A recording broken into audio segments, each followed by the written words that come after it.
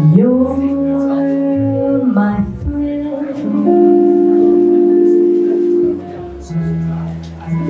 You do something to me.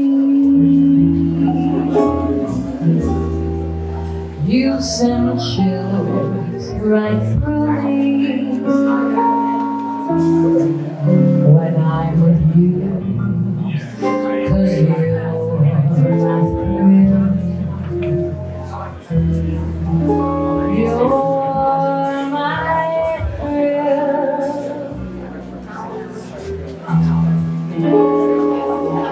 How my pulse increases. I just go to pieces when I'm with you.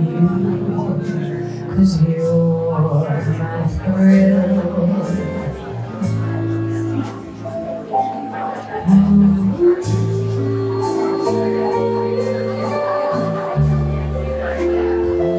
Nothing really matters.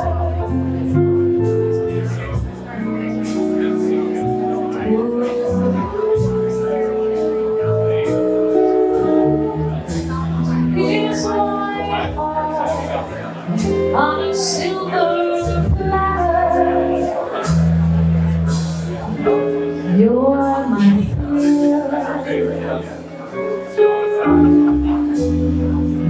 Why this strange desire keeps me mounting higher?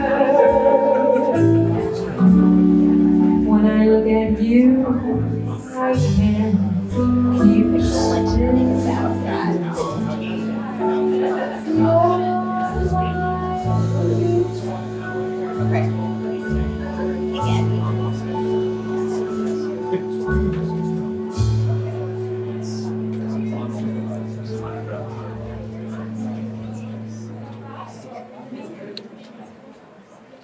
Please, please just don't destroy me.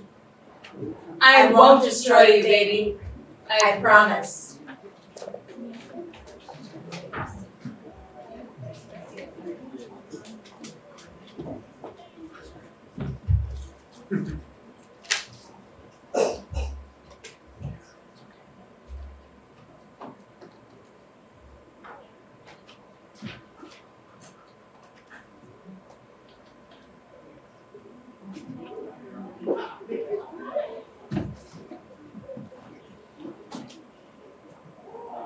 From the moment I met Joan, I knew that I belonged to her and only her.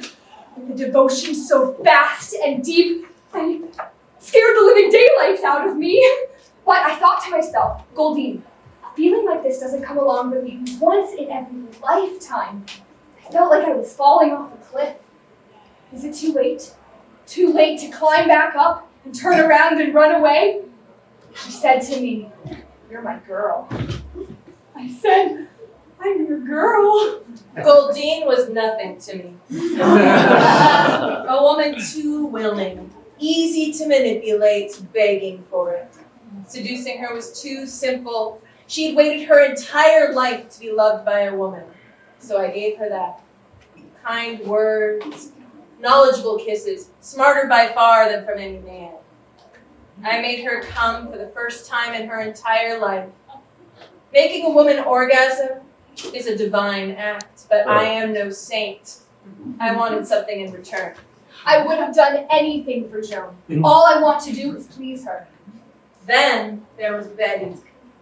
Betty the beautiful. When I first met Betty, some inconvenient feelings arose. Inconvenient because I worked for her husband, but the feelings were fresh. Like I was a teenager, like I was a boy.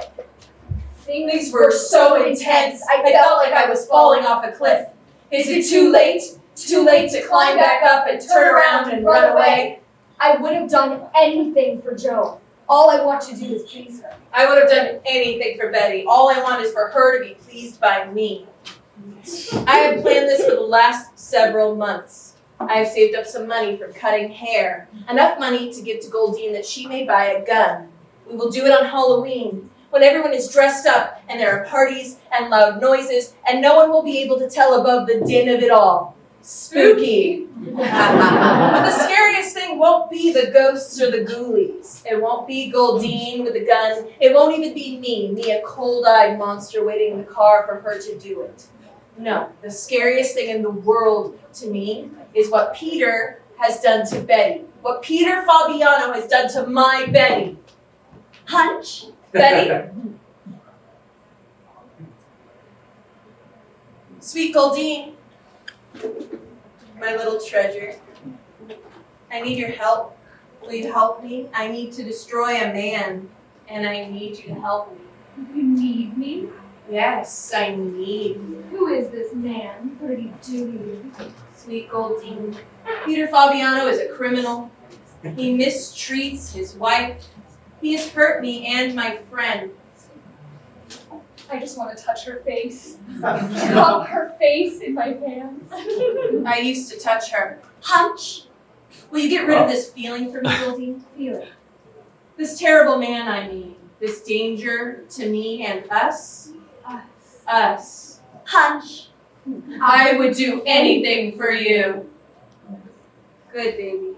You're my girl. I'm your girl. Trick or treat! Why, it's Halloween! Such a busy day. Such a busy day. Life doesn't just stop because it's a holiday. Now it doesn't. Why, no. I still have to put my stockings on one leg at a time just like any other day and make sure that there's dinner on the table and make sure that the house is in order and make sure little Judy's costume is just right and make sure that Peter has a cocktail ready and waiting for him when he gets home from a hard day at work. He drives a truck. The lights go out. 11 p.m. Almost the witching hour. If we're going to do it, we've got to do it now. It's 11 p.m. There's really no one still out at this time. I'm scared, but I told Joan I'd do it, so I'll do it.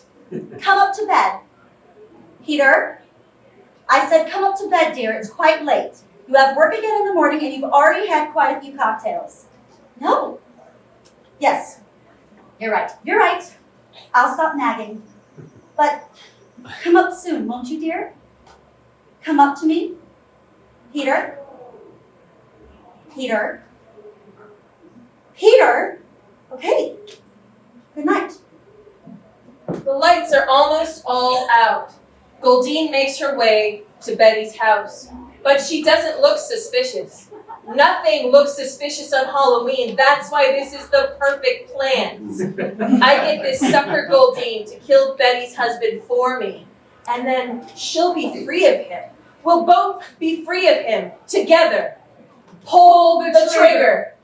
In this moment, I think of every choice that led me to this place. I think of everything that came before. Do I remember what came before? Before this, I was in a failed marriage with a man living a lie. Before this, I didn't know what was up and what was down. I was a liar before I met Joan. Now, I am so much the better for knowing her. Before this, I was a photographer in Hawaii. Then I moved here and got a job with Betty. No, I don't remember a thing before this. I got the job from Peter, you see, but Betty and I hit it off. We hit it off so well that they split up and she moved in with me. I can't remember a thing. Living together was like a dream. Moving in together, painting the walls, drinking coffee together in the mornings, tousled hair. We talked about marriage. Maybe she thinks now that it was some kind of joke. I feel like she thinks it was a joke, but she's the one that brought it up. What were we talking about? Oh, right, my friend, Joan. Yes, we met at the salon. But when Peter and I got back together, it was under the condition that I stopped being friends with Joan. He forced her to leave me. I understood the condition. And it was worth it. I have to carry on with my life after all. I have to move forward. I am moving forward. Move forward. Just do it. Will you do it? I get to the door. I remember when I was a girl, when I would go out for candy on Halloween. It's just like old times. Not really. Peter opens the door, and I am shaking. From fear, can I do it? And love, oh, Joan. And hatred for this large man who stands in front of me who has hurt the person that I love. I am in love. I didn't ask for this, but here I am in a compressed, propellant state at the mercy of the cosmos.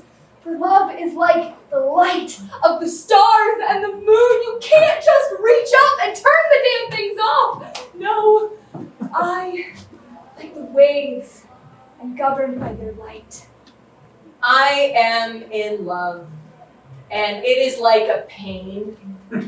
It is like a gnawing from the inside out, like a different creature lives inside of there and is gnawing on ribs until it gets to breastplate, until it gets to flesh. I wish you could know the feeling of it, because I want to blame you for it very badly. They say, Lovesick. and it is a sickness. It makes me think in furious circles, and it makes my skin a pink sweaty, which is not cute. And it makes me speak in cliches. I would do anything to prove to you that my love is what you need. Would you? Do anything? I would do anything. Then do it. Just do it.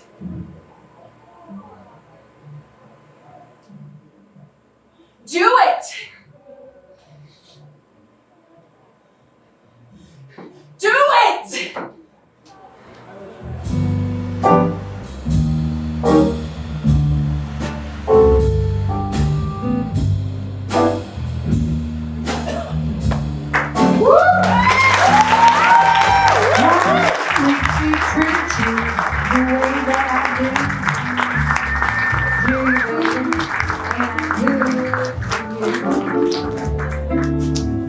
There's nothing in the whole wide world for a boy so true. Gee, baby, am I good to you? Bought you a fur coat for Christmas, a diamond ring, big Cadillac car, and everything. What makes me treat you the way that I do? Gee, baby, ain't I good to you?